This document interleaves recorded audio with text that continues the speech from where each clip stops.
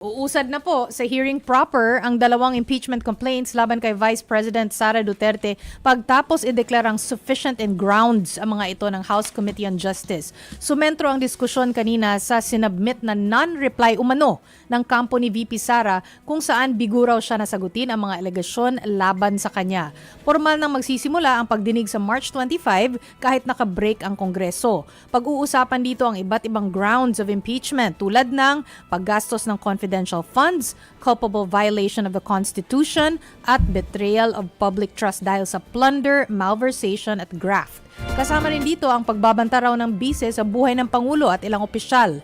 Dito na pwedeng maglatag ng ebidensya ang magkabilang kampo. Samantala mga kapatid, hindi raw nagbabago ang pananaw ng kampo ni VP Sara.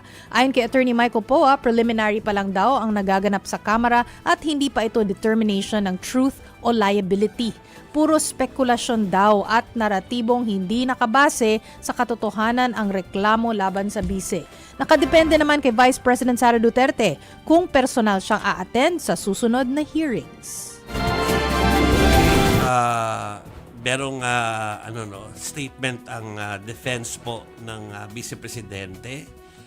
Patingin na lang po para maipakita natin sa ating viewers. Sabihin lang din po namin na tinawagan po ng aming mga staff si Attorney Poa at sila hindi pa ready to speak.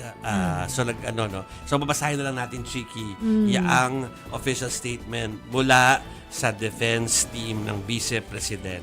Essentially, ito yung sinabi natin kanina pero ito word for word po official statement. Sige. The defense team is aware of the Committee on Justice's finding on the alleged sufficiency and grounds of the impeachment complaints. At this stage, it must be stressed that such a finding is merely preliminary. It is not a determination of truth, nor is it a finding of liability.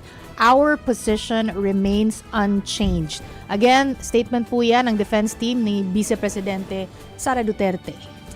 Yan po. Okay, for fairness.